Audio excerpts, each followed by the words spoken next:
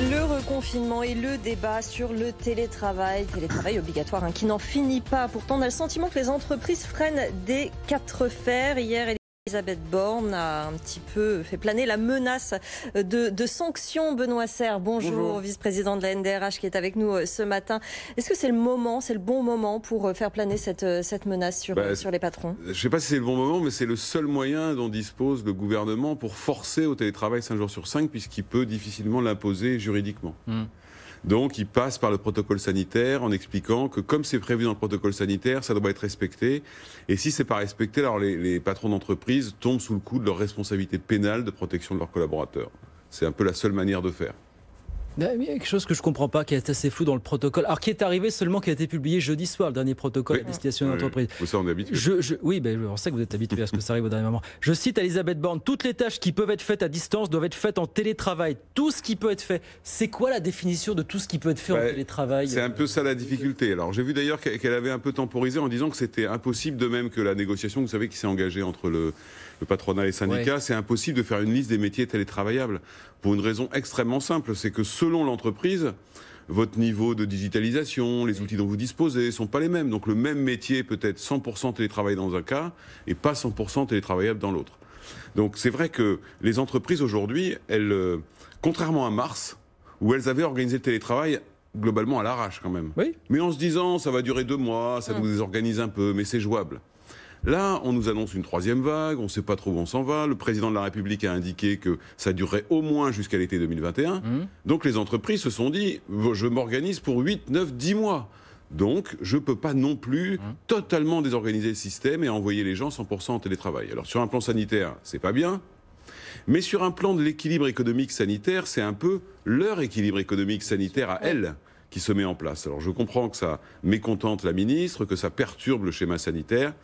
D'un autre côté, c'est un peu le choix qui a été fait. Ça veut dire qu'il y a des boîtes qui freinent pour de bonnes raisons, parce qu'effectivement ça met leur business model en péril cette fois, et aussi pour de mauvaises raisons, parce que peut-être il y a des managers qui ne sont pas très enclins à laisser passer. Alors vous avez raison. Tout ça se chevauche finalement. Vous avez raison. Je vous ai fait le panorama positif. Après, il y a le panorama un peu moins positif, qui est que le télétravail, qui n'était pas très développé en France avant la crise, ne l'est pas plus après. Au max, on est à combien sur un taux possible maximum de télétravail en France? On est entre 35 et 40 grand maximum aujourd'hui. Ce qu'on a atteint au confinement, on a à peu près atteint au confinement, un peu moins.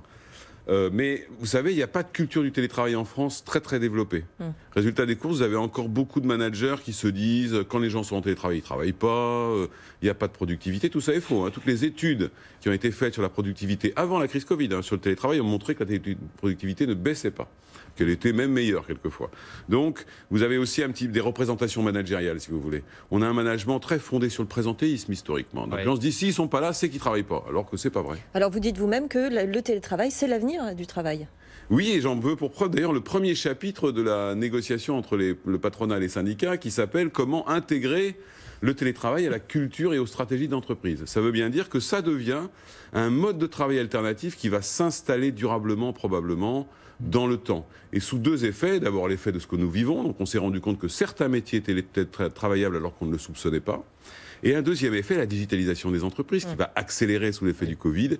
Et donc, on sait que c'est un phénomène qui aide au développement du télétravail. Mais ça, c'est le phénomène de long terme, Benoît Serre. En attendant, le phénomène de court terme, c'est que si on en croit Elisabeth Borne il y a quelques heures, maintenant, vous avez les inspecteurs du travail qui déjà déboulent dans les entreprises depuis un certain mois, qui vont débouler encore plus facilement dans les prochains. Vous m'expliquez ce qu'il fait un inspecteur du travail quand il arrive dans une entreprise? Quand il interroge, nous dit-on, des salariés pour savoir qu'est-ce qu'ils font, est-ce qu'ils pourraient télétravailler? Mais qu'est-ce qu'il leur demande? Alors, qu'est-ce qu'il en tire comme enseignement? L'inspecteur du travail, soit il vient de lui-même, soit il est appelé par un syndicat ou peu importe.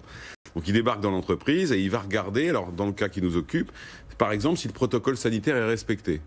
Et c'est là où il y a un peu le défaut de la cuirasse. C'est-à-dire que il va constater que le protocole sanitaire prévoit du télétravail, il va s'assurer si l'entreprise a mis en place le télétravail 5 jours sur 5, partout où c'était possible. Et il va demander à ce que ce soit fait. Puis voilà. Puis il va repartir, et puis il va revenir. Et puis il va dire, je constate que vous n'avez pas mis en œuvre les recommandations, et là, il va pouvoir sanctionner dans un deuxième temps. Pour le moment, la ministre dit l'inspection du travail est là pour accompagner l'installation du protocole sanitaire dans les entreprises.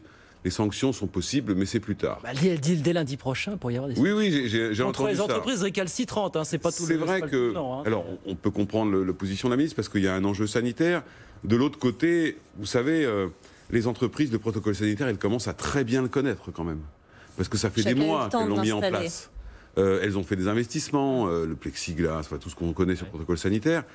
Donc je crois que même si certains font preuve d'un peu de mauvaise volonté pour le télétravail, la grande majorité essaye de sauver ce qui peut être sauvé. Parce que le dernier point, c'est que tout cela se pose sur des entreprises super fragilisées, avec un corps social extrêmement perturbé. Et contrairement à ce qu'on pense, vous avez des tas de gens qui disent « Attendez, moi le télétravail, oui, mais 5 jours sur 5, non. » Parce que ça perturbe, ça m'empêche d'avoir des interactions sociales, isolement. Donc on a un peu oublié cette partie-là. Parce que je veux pas revivre ce que j'ai vécu au printemps. Exactement. Ouais, l'impact sur certains salariés, sur leur santé physique, mentale, effectivement. Ce serait ça, donc, la solution idéale, une sorte de compromis entre les deux pour les mois à venir?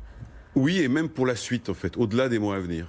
Pour les mois à venir, l'hybridation du travail, c'est-à-dire un mix télétravail, travail présentiel, sans être la bonne solution. Alors, pour les mois, là, très court terme, si on en croit ce que nous disent les autorités gouvernementales, il n'y a pas de raison de ne pas les croire, c'est que le télétravail 5 sur 5, c'est quand même une des clés pour limiter les transports, les déplacements, et donc pour lutter contre le virus. Si c'est le cas, alors c'est un acte, je dirais presque citoyen, d'installer le télétravail 5 jours sur 5, parce que c'est ça qui va raccourcir la période que nous vivons aujourd'hui. Voilà. Honnêtement, je ne vois pas comment il ne pourrait pas y avoir d'incompréhension, pardon, on finit là-dessus, mais entre des inspecteurs du travail qui vont constater que certains salariés pourraient télétravailler qui ne télétravaillent pas, et des entreprises en fait qui vont leur dire en face, oui, mais moi je suis à l'arrache, je suis en mode survie. C'est ce qui se passe en fait. Voilà, vous savez ce que je vous disais, c'est-à-dire que le gouvernement a cherché l'équilibre entre les deux, les entreprises cherchent leur propre équilibre, parce qu'aujourd'hui on essaye de survivre dans les boîtes, dans beaucoup de boîtes. On n'essaye pas de compenser 2 mois comme au printemps. On dit là on est parti jusqu'à l'été, voire au-delà. Donc c'est un espèce de combat entre l'emploi et la santé, c'est pas nouveau. Oui, exactement, et ça va probablement durer. Merci beaucoup Benoît Serre, vice-président de la NDRH, d'être venu ce matin dans Good Morning Business.